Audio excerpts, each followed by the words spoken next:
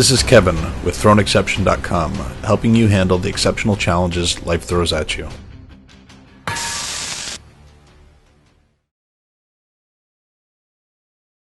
This is part 1 in a cinematic freestyle FPV build video series built on the 7-inch BangGod frame from Catalyst Machineworks. All build selections were made following extensive research. All parts were purchased personally with no influence by sponsors. My comments and feedback are my opinion alone. As you continue through this series, I welcome your feedback and experience based on my selection of components. Let's get started.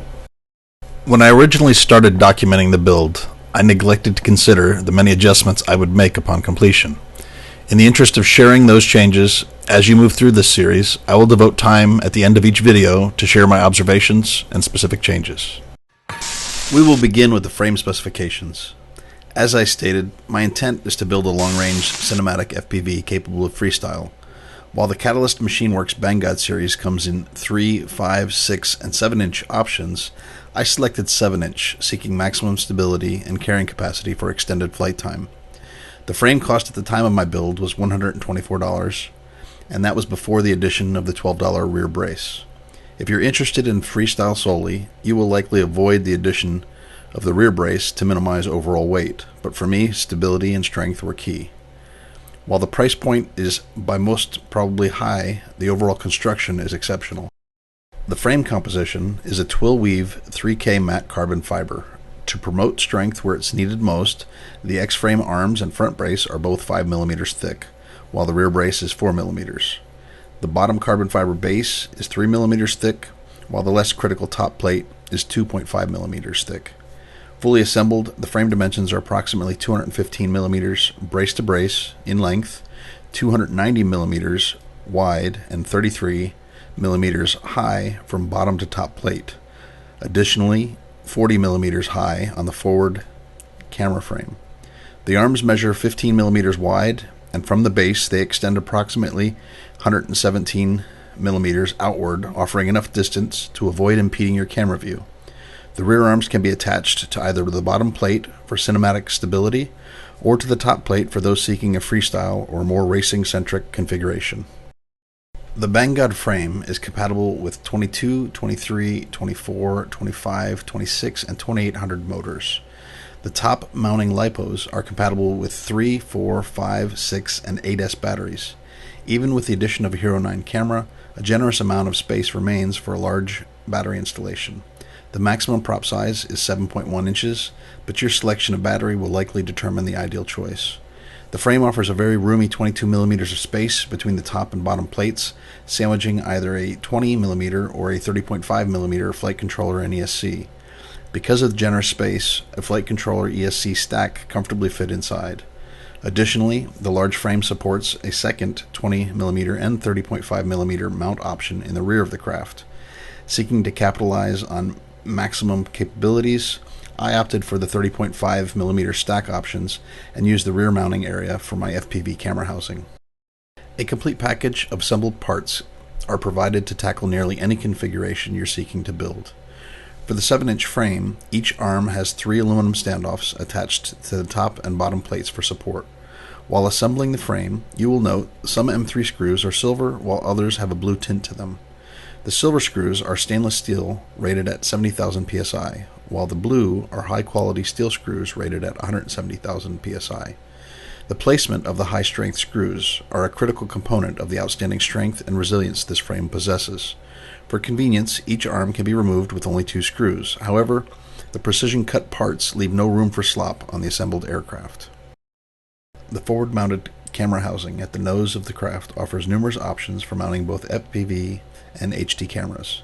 Because of the generous 7-inch footprint, it supports nearly all micro, mini, and full-size cameras. Screw options are included within the package to mount many of the common camera choices to the frame.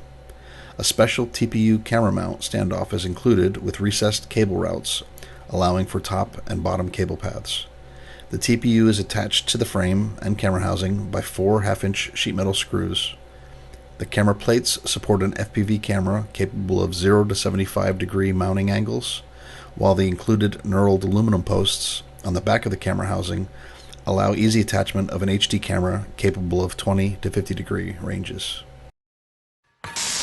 Now that we've discussed frame specifications, it's time to discuss frame fabrication. One of the best resources you'll find is the Catalyst Machineworks tutorial video linked on the product page. I will include links to the 7-inch product page, but please note that the fabrication is relatively identical regardless of the frame size. I will touch on the steps involved, but it's also important to note that my intent is not simply to replicate an already outstanding tutorial, but rather to provide you with feedback, clarification, or advice based on my build experience. Ultimately, my mistakes or challenges will hopefully help you to be more successful in your project. We begin by organizing the carbon fiber pieces for assembly. Start with the 8 M3 12mm blue screws. We will affix the 3mm base and the 5mm arms together. You will notice that the screw fitting is quite snug. This is by design to avoid any movement on the frame. After installing all 8 screws, we retrieve the black M3 flanged 17mm standoffs. Each arm on the 7-inch series will accommodate 3 standoffs. For now, we will begin with the 2. On the smaller BangGod models, a total of 2 are used per arm. Repeat this process for the remaining 3 arms. As you attach all components, you may opt for thread lock to ensure vibration does not cause the components to come loose. This is a personal choice. After installing the 8 M3 screws, we will take 8 flange standoffs and secure the arms to the base. Next, we will attach the 22mm long black aluminum knurled standoffs to the rear of the body using the silver M3 8mm screws to secure them in place. Next, retrieve the TPM nose and attach it to the front of the base using 2 No. 4 1/2-inch long sheet metal screws. Pay close attention to how you attach the TPM bulkhead, as attaching it in reverse will result in your inability to properly fit the front brace to the motor mount holes. Speaking from my personal experience, no amount of adjustment will compensate for that mistake. You will want to place the wide portion on top with the flat surface facing forward and the rounded side facing back. You'll notice in the upcoming video I neglected to catch this until the end, so disregard my TPM install orientation. Additionally, because the FPV camera cable is routed either above or below the TPM, if you choose to route it under for what I consider a cleaner install, you'll need to attach your FPV early in the frame fabrication. I selected the Caddx HD micro air unit. The stock cable is too short to support the length required for rear antennas and the forward FPV nose mount. The standard cable lengths are 8, 10, and 12 centimeter lengths. In my experience, the more difficult to find 12 centimeter length is ideal. Next, we will assemble the front FPV nose assembly. Grabbing the 2 side-mounted carbon fiber plates, ensure the hooks are facing down and back.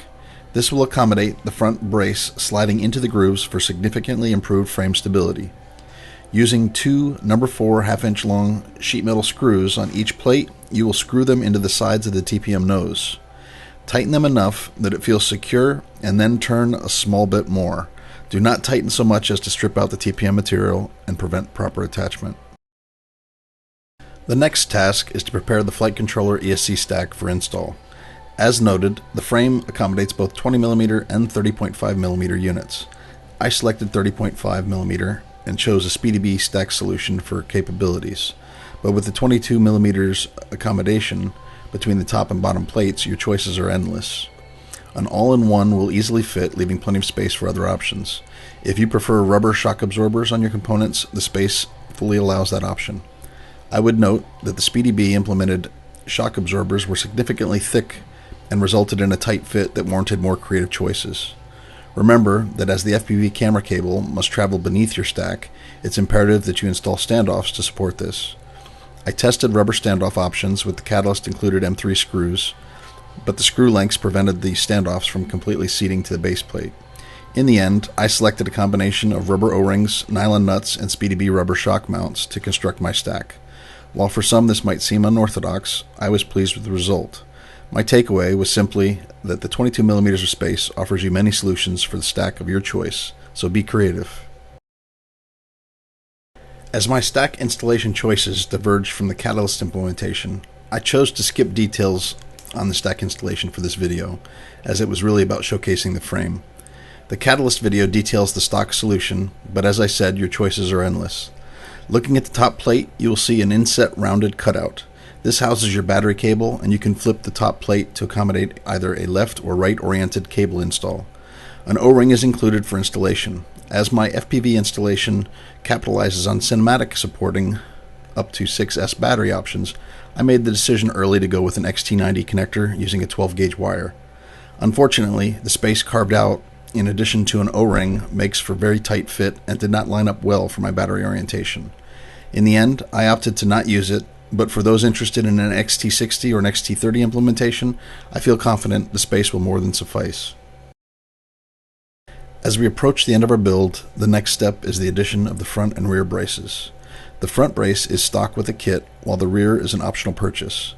Assuming you properly orient your TPM nose housing, the addition of the brace should slide in snugly to the side mounts, complements of an inset groove on the brace, while mounting directly to your forward motor mount holes using the M3 blue-tinted 14mm screws.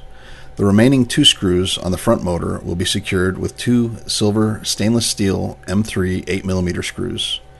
The rear arm attaches to both the rear knurled aluminum black standoffs as well as all 4 motor mounts using the high-strength blue screws for added support.